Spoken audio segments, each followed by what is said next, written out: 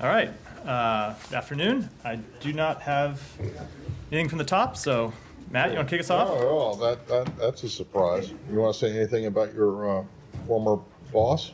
The Justice Department? No. I don't think I do. Senator from New Jersey. No, I certainly don't have any comment on a law enforcement matter. Okay, let's go to what have you guys heard, if anything, from foreign governments about what's happened over the course of the last 72 hours with the Republican convention, the nomination of J.D. Vance as vice president, his positions on Ukraine and other matters?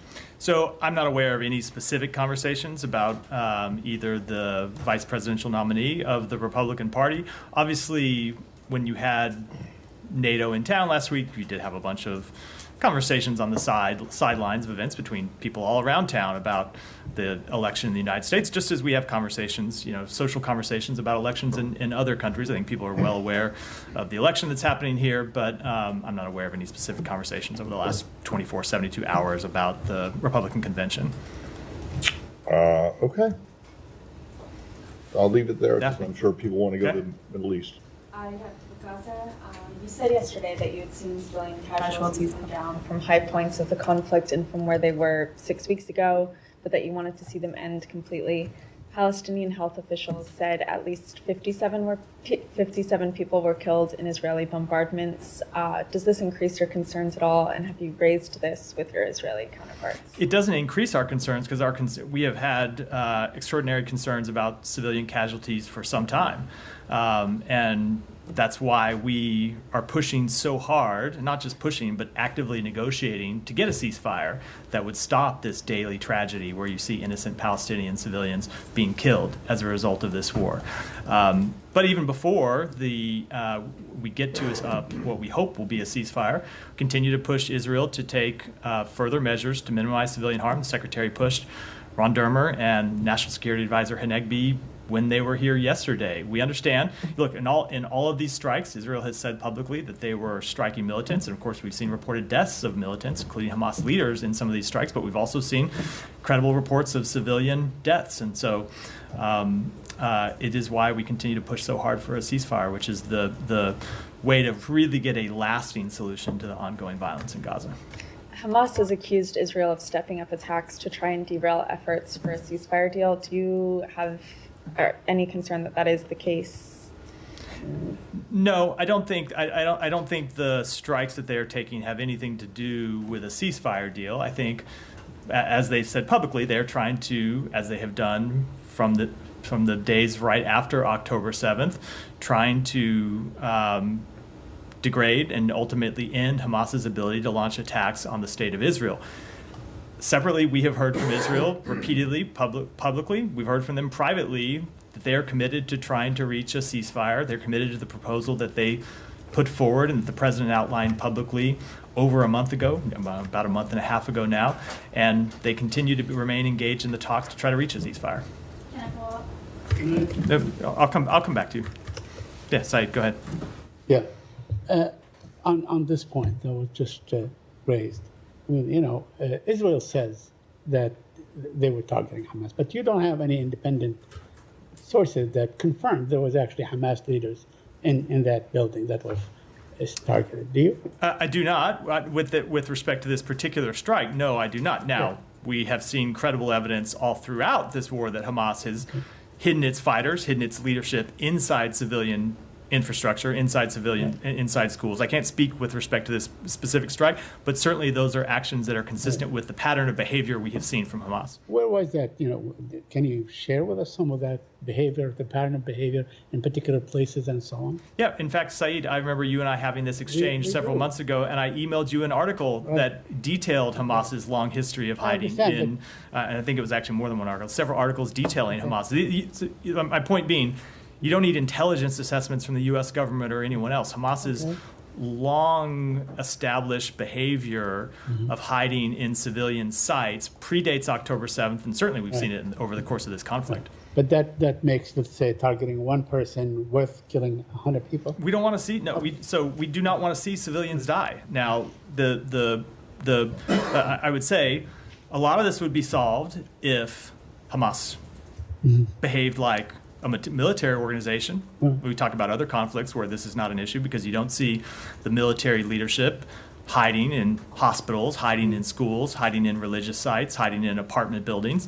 If Hamas stopped doing it, it would certainly make the job of the IDF easier to target Hamas leadership without civilian casualties. But that said, as long as they continue to behave that way, the IDF still has the responsibility to do everything it can to minimize civilian casualties. Well, the whole of Gaza is the size of metropolitan Washington, D.C.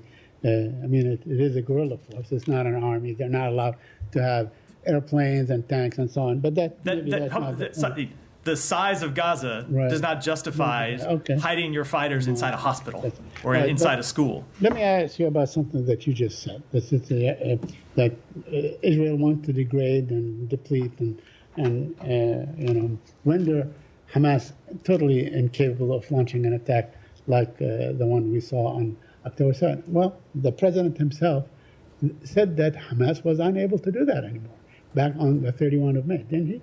He did, yeah. Okay, so why do we continue to do the same thing over and over again? If Hamas no longer is capable of doing this, if the United States of America, the preeminent power on earth, and the one that keeps the Israeli military sustained and so on, says, look, they are no longer, this reason is no longer valid because they no longer are able to do that, as the president said. A few things about that. It is our assessment that they no longer have the capability to launch an attack with the size and scale and scope of the attacks of October 7th. Hamas, without a doubt, does still pose a threat to Israel and does still pose a threat to Israeli civilians. Hamas continues to be a legitimate military target for the government of Israel to strike. That said, it has also long been our view, and you've heard me talk about this, you've heard the secretary talk about this, that Israel will never defeat Hamas through military action alone, and that it is going to require ultimately a political solution to a struggle between Israel and Palestinians that predates Hamas, that dates back decades. And if you were to ultimately reach an end to the violence between Israel and the Palestinian people that has gone on for decades, it will take more than a military campaign against Hamas, a terrorist organization. It will take a political solution. And of course, you see us continue to try to advance that. So taking these two positions exactly that you just articulately illustrated, isn't that like a catch-22 situation? The war will go on forever because there will always be Palestinians who will fight the Israeli occupation, no matter what, under whatever conditions. So are you saying this war can go on forever? We need to have completely neutralized Hamas, completely neutralized movement. I think that question ignores everything I have said and everything that we have been pushing to try to do for some time now. Let me just finish. It ignores the fact that we are pushing to obtain a ceasefire to stop the immediate death in Gaza. It ignores what the president has said and what the secretary has said repeatedly, and it's reflective of what we are trying to do, that we want to take that ceasefire and turn it into enduring calm, and we want to turn the enduring calm into lasting peace and stability. Now, my last question. There was, UNRWA headquarters was flattened in Gaza. Do you have any comment on that? UNRWA has been the primary provider of aid and help, education, healthcare, and all these things for the Palestinians. Without UNRWA, there would be, a humanitarian disaster on your hand. Do you have any comment on what has happened to UNRWA thus far? So we do support the work that UNRWA does. We've made that quite clear. They are a critical delivery mechanism for humanitarian assistance to the Palestinian people in Gaza. They have played an important role in delivering humanitarian assistance on the front lines since the outset of this conflict, and it has been really critical that that work has been critical, and it's critical that they continue it. But with respect to this strike, it goes back to the problem I was speaking to a moment ago, which you do continue to have Hamas leadership, Hamas militants that hide themselves in civilian sites, and Israel has a rightful goal of attacking militants, and preventing them from continuing to threaten the state of Israel and the people of Israel, but they need to do so in a way that minimizes civilian harm. Go ahead. Just want to follow up on your answer to Said about the day after and the plan for peace in the Middle East.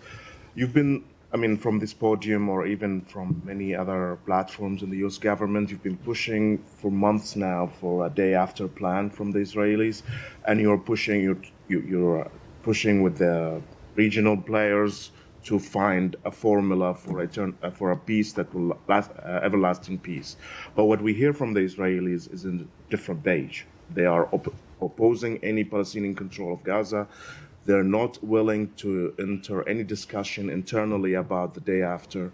And in principle, the Netanyahu government and his factions are against the two-state solution.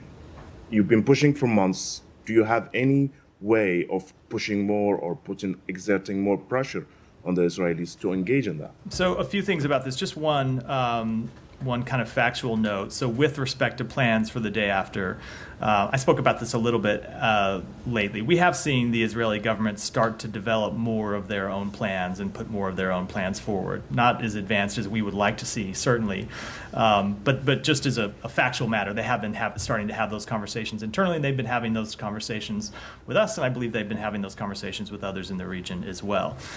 Which is not to say that there is a fully formed plan that is ready to go, or certainly one that would be acceptable to the broader community, but they are at least advancing in their thinking of that issue. But I would say that with respect to the longer term issue, ultimately Israel is going to have to make some tough choices, which is always the case.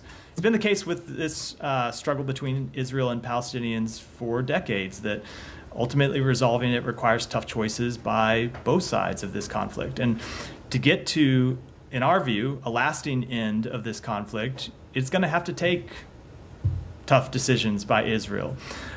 The case that we will make to them, to get to your question, is that ultimately making some of these tough decisions is actually in their interest. It's in their long-term security interest. It is, of course, in the interest of the Palestinian people to see lasting stability in Gaza, to see reconstruction, to see a better form of governance than what they've had since Hamas took control of the Strip a couple of decades ago. But it's also in Israel's long-term security interest to find a lasting resolution to this conflict. So we will continue to press that case to them, but they will have to make decisions for themselves, as every sovereign country has to do. But it is just our view, and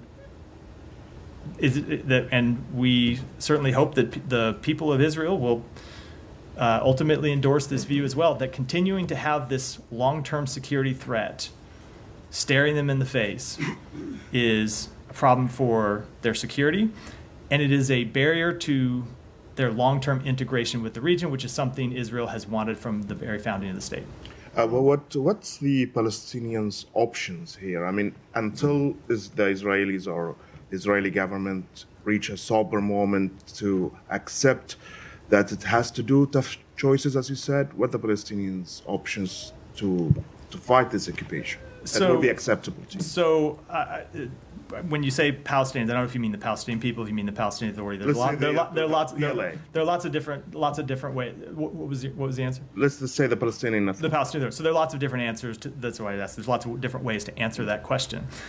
We think there are things that the Palestinian Authority can do. We think there are reforms that the Palestinian Authority can make that will make it clear that they are a reformed, revitalized authority that can serve as a credible governing structure, both for the people of the West Bank and the people of Gaza. And that's a message that they could send both to the government of Israel, but also to the Palestinian people, who we know want to see a reformed PA. So that is one thing. Ultimately, what we are trying to do is work with the Palestinian Authority and work with partners in the region who we know want to see lasting peace and stability and want to see the establishment of an independent Palestinian state.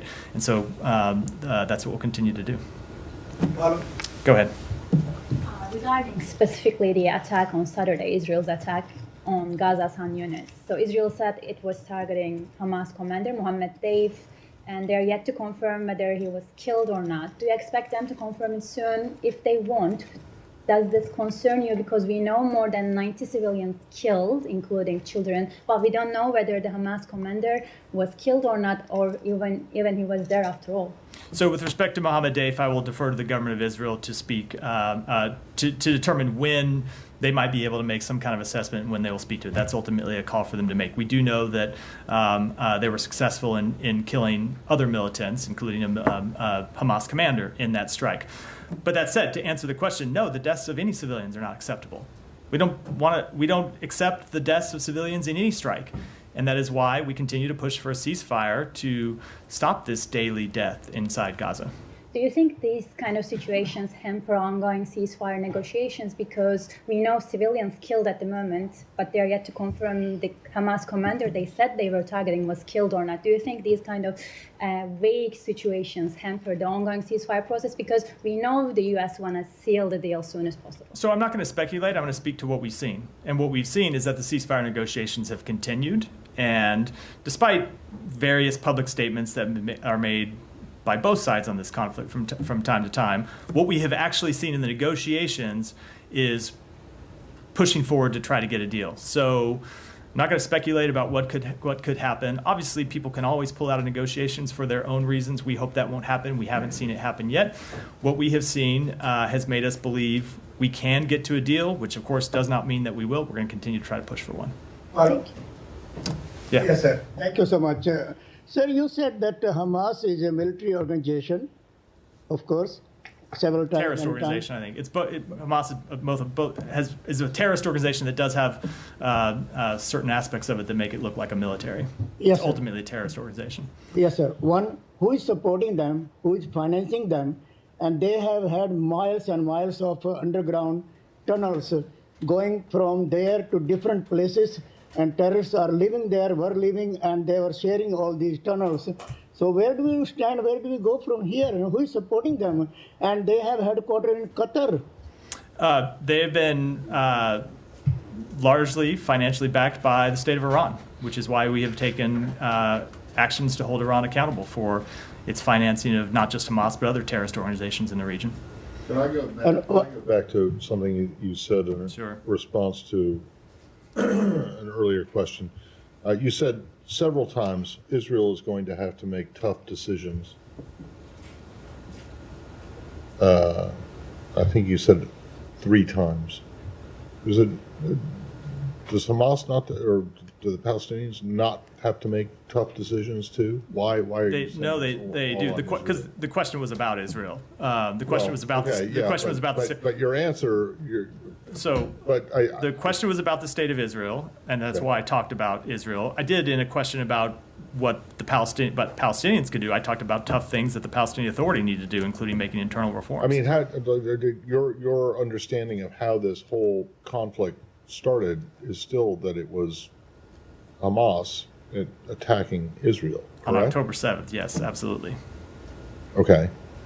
So why say now that it's only the Israelis who have to make tough decisions? I certainly don't believe it is only the Israelis that Well, have to make tough decisions. The question was about Israel, but as I said, it has long been the case in resolving conflicts. It takes parties on both sides making tough decisions. Okay.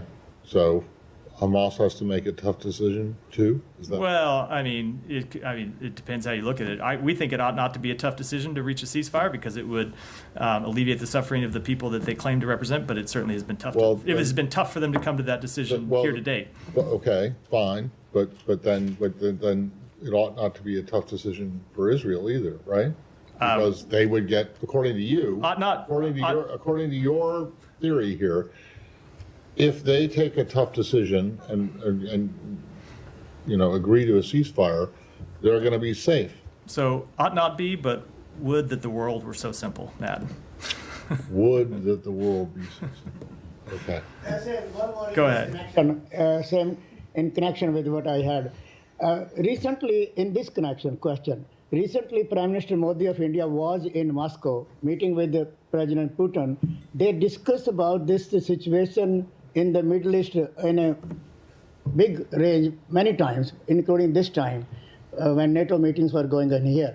So where do we go as far as Prime Minister Modi's discussion with President Putin that this war must be ending and countries must come to an end to have a peace for peace forever in the Middle East between these nations, Israel and other countries, wars going on in the region? So I don't have any specific comment on that other than that, as we have said before, we have never seen Russia willing to play any kind of a productive role in resolving conflicts in the Middle East, certainly this conflict in the Middle East. Thank you, sir. Yeah. Shannon, go ahead. Sorry. Is it okay to change the topic? Change region? In Thailand, in a luxury hotel in Bangkok, 6 people were found dead, including 2 American nationals. Police are investigating it as a possible poisoning case. Are you in contact with your Thai counterparts and assisting in any way? So we are aware of the reports of the deaths of 2 U.S. citizens in Bangkok, Thailand. We offer our sincere condolences to the families on their loss. We are closely monitoring the situation and stand ready to provide consular assistance to those families. Whenever a U.S. citizen dies in a foreign country, local authorities are responsible for determining the cause of death. We do reach out to local authorities often to communicate communicate with them when it involves the death of a U.S. citizen, and we will certainly be doing so here. But I would defer to the local authorities for any further comment on what I believe is an ongoing investigation. And Secretary Blinken spoke with the Thai Foreign Minister earlier today, I believe. Did the deaths come up on the phone call at all? So the call happened around 9 o'clock this morning. I think it might have been before we saw the reports of the death, so I don't know that it came up in the call, but I'll have to check and get back with you to confirm. Yeah, keep going. I was wondering if you have any updates on the RFE/RL journalist detained in Russia, also Kurmasheva. Has any new information come to light to be able to designate her as wrongfully detained? No, I don't have any new information to report. Obviously, as we've said, journalism is not a crime, and we have urged her swift release, but I don't have any new information to provide about a wrongful detention determination. Thank you. But to follow up on that question, given that this week is going to mark 9 months of her arrest, when there is a lack of transparency about the process here, it does trigger a lot of questions about, what is the reason to why she's not being designated? Is it because she's Muslim, she's dual citizen, she is a female, or what's the reason? Okay, Alex, give me a break. That is a ridiculous thing to raise, that it's because of her gender. We have designated both men and women wrongfully detained. And if you look at our track record in this administration, we have returned over 40 wrongfully detained American citizens. So I think the track record actually shows this administration taking this work incredibly seriously and working hard and making tough choices sometimes to return those U.S. citizens who have been detained overseas. It is the top priority for the president. It is the top priority for the secretary to make sure that U.S. citizens overseas are safe and secure. And we take the process extremely seriously. I know it doesn't always move as quickly as you or some others would want. But I think if you look at our record, it shows that we are able to get results. And for those Americans who remain wrongfully detained and other Americans who are detained overseas, we are working day and night to get them home. And with respect to her case, as I've said, we have called for her release. Her husband and her daughters are in town. Is the secretary or anyone in this building planning to meet with them? I don't have any meetings to announce today. I want to stay in the region.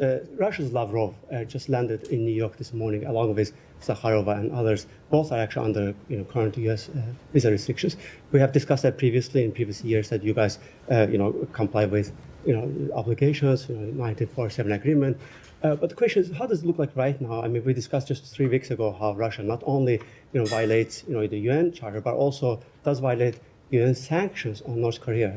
We discussed how they gifted a car to North Korean dictator. So first of all, what restrictions they are under when they're going to be in New York, and secondly, how does it look like when you think about UN credibility and this man is going to lead Security Council meeting? So when you want to speak to our credibility when it comes to Russia, look at our actions. UN. No, hold on. Look at our actions over the past two years with holding Russia accountable, and I think it answers that question quite well. When it comes to the United Nations and representatives of any country attending events at the United Nations, we have a responsibility as the host of the United Nations to allow foreign diplomats to attend.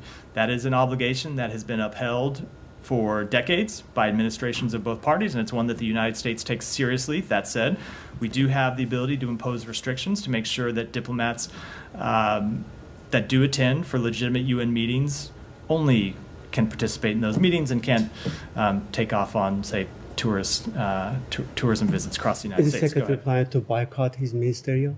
Lavrov's ministry? I don't have any announcements to make. Would it Secretary's travel. discourage other Go ahead. allies like-minded? Go ahead, Nick.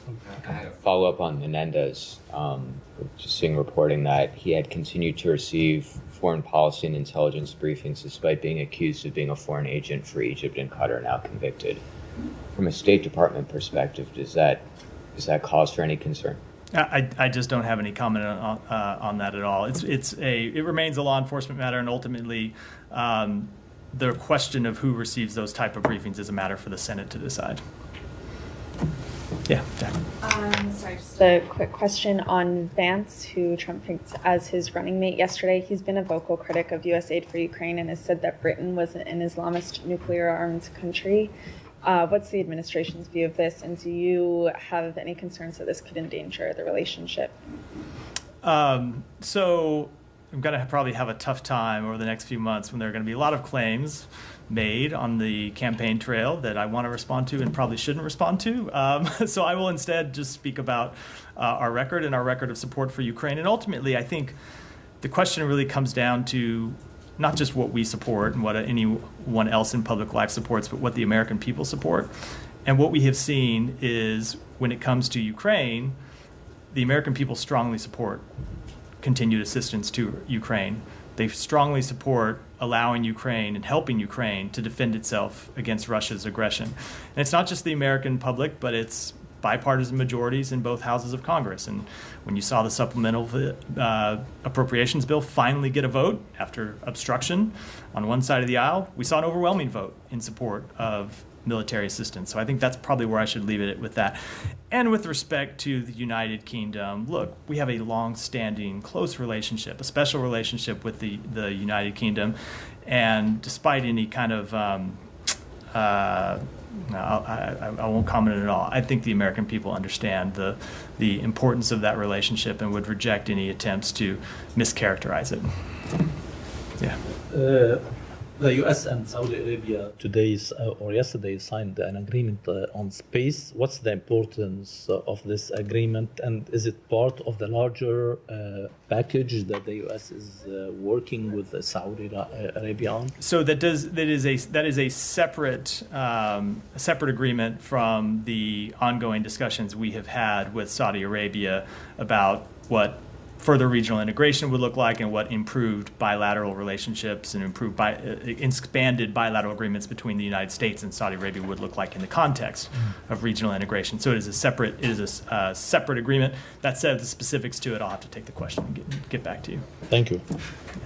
Thank you very much. Question is regarding the President Biden recent interview to 360 with Speedy, in which he said that he got call from Saudis and they want to fully recognize Israel with the security conditions.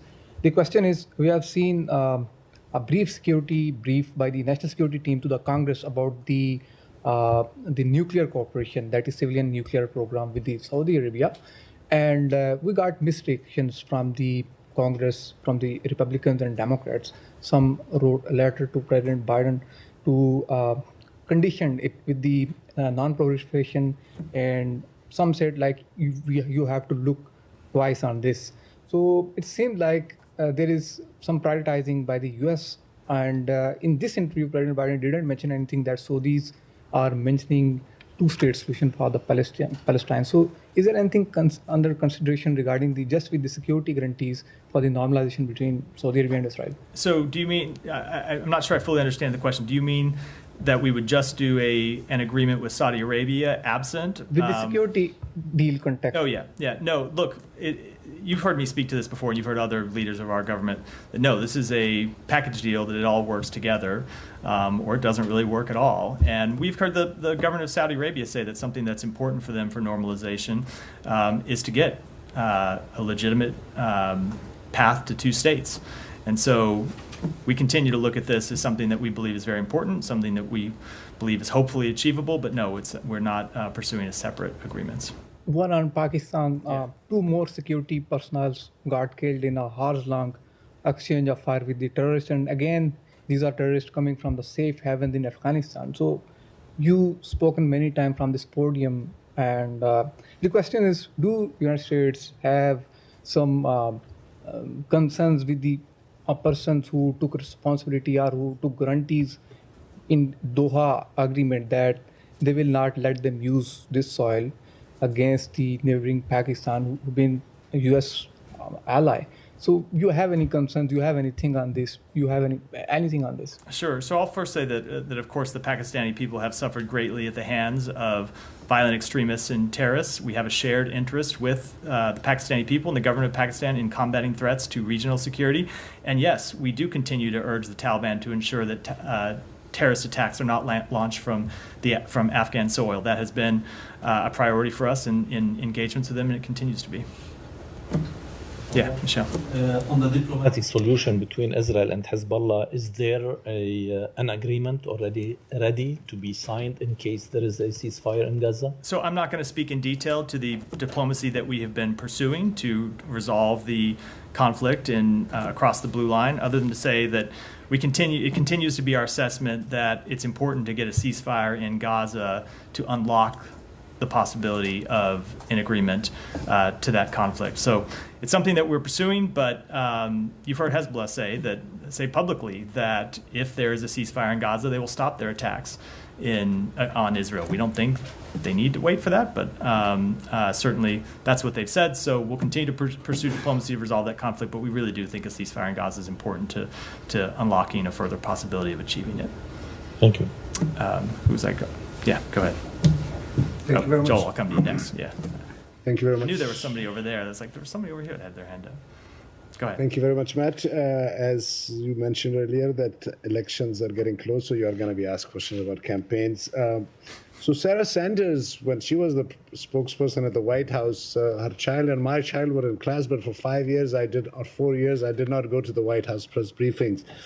But when this administration came and I did go, I was not treated anything much nicer either. Is this about the stool again at the White House? You raised this in a previous briefing, and I didn't know. It's the handicap seat, and I don't think it's funny at all. No, I didn't understand. I didn't know that's what it was. I remember you raising it previously. I'm just saying the elections are coming, so I had much better.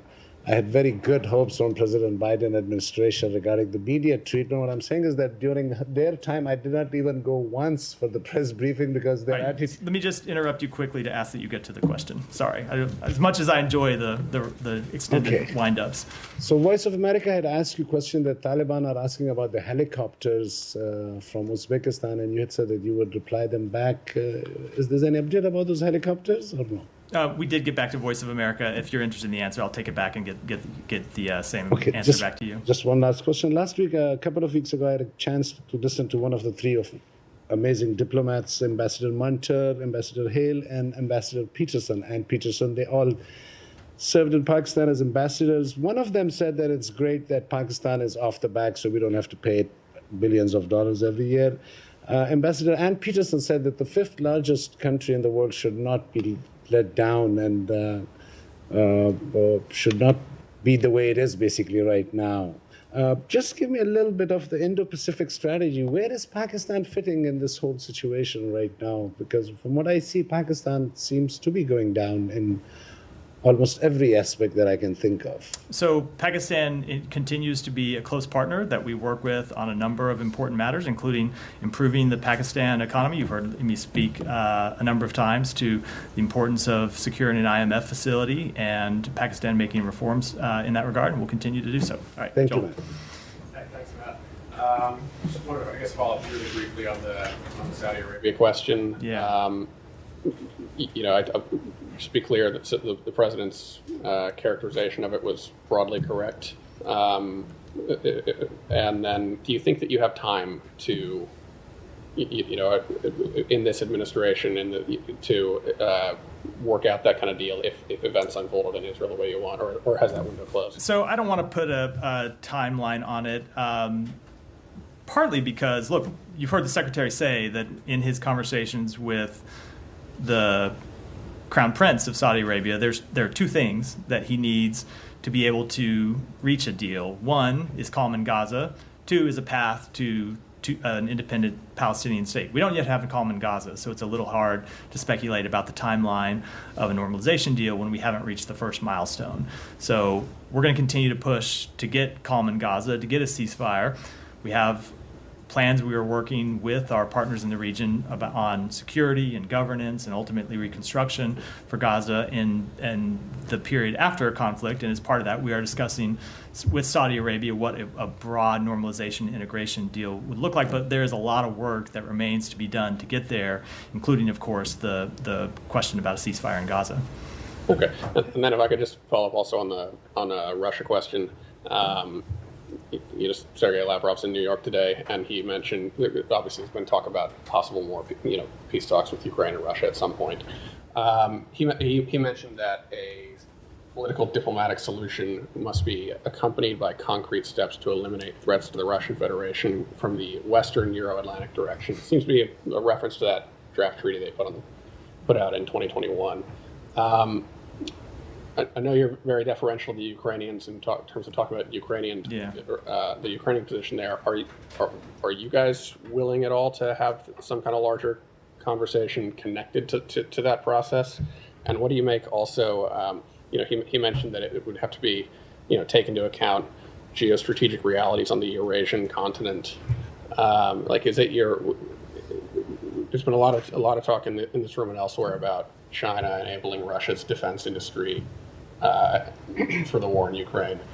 Is it your understanding that China is also backing Russia in terms of its negotiating position or desired negotiating position vis-a-vis NATO and that larger project? So when it comes to the this wasn't part of the question, but maybe the premise of the question.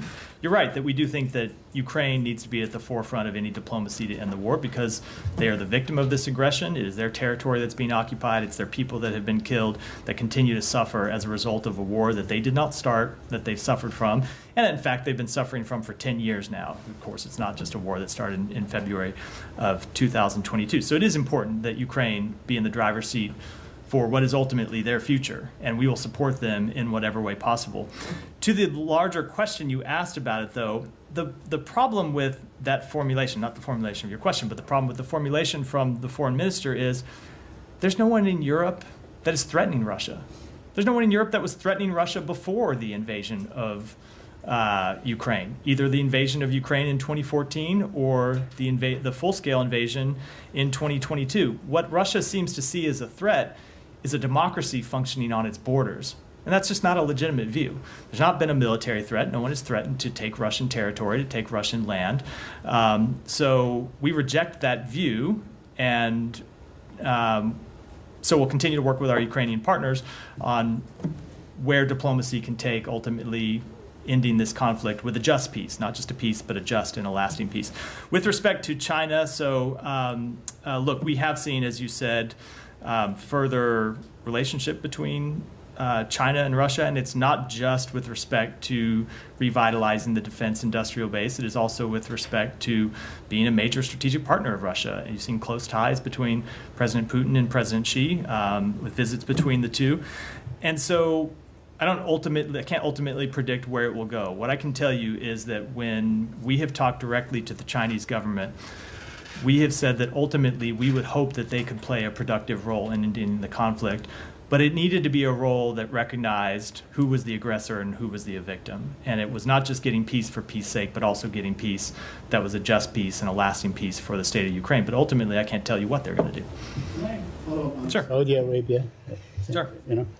Yesterday, the president in an interview said that the Saudi conditions for normalization with Israel would be, a guaranteed protection by the United States and the provision of arms and a security agreement, and also the ability to have a peaceful nuclear program and so on. He did not mention a Saudi condition that has always been, laid in the back about a Palestinian state and all these things. That answer is just with respect to the bilateral agreements between the United States. I know it does get some confusing sometimes because in these discussions, there are bilateral agreements that would take place between the United States and Saudi Arabia as part of an integration deal, a normalization deal, and then there are other things that have to happen between Saudi Arabia and, of course, of Israel, the two countries that would be normalizing relationship with each other. So but Saudi Arabia has always made clear that for that to move forward, it still does, has always made clear and still makes clear that they need to see calm in Gaza and they need to see a path to two states. That has not changed. Alex, go ahead and then we'll wrap for today. Last week's Washington communique was completely silent about Georgia, like zero mentioning of Georgia in comparison with previous years. In Vilnius they had an entire chapter on its membership bid, your Atlantic aspirations. Can you please help us put that in the context? I know that you guys hosted the foreign minister in this building. What is your view of Georgia, lacking, in this bid? So we continue to support the Georgian people's Euro-Atlantic aspirations, but we have seen the government of Georgia take a different turn and take a different path. We've seen the government of Georgia pass laws that move Georgia away from its democratic trajectory.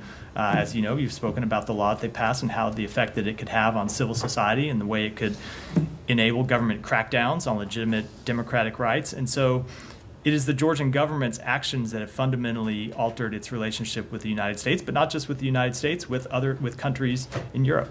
And on that point, any update for us regarding the second tranche? No. Of visa sanctions? No updates from here. All right, thanks everyone.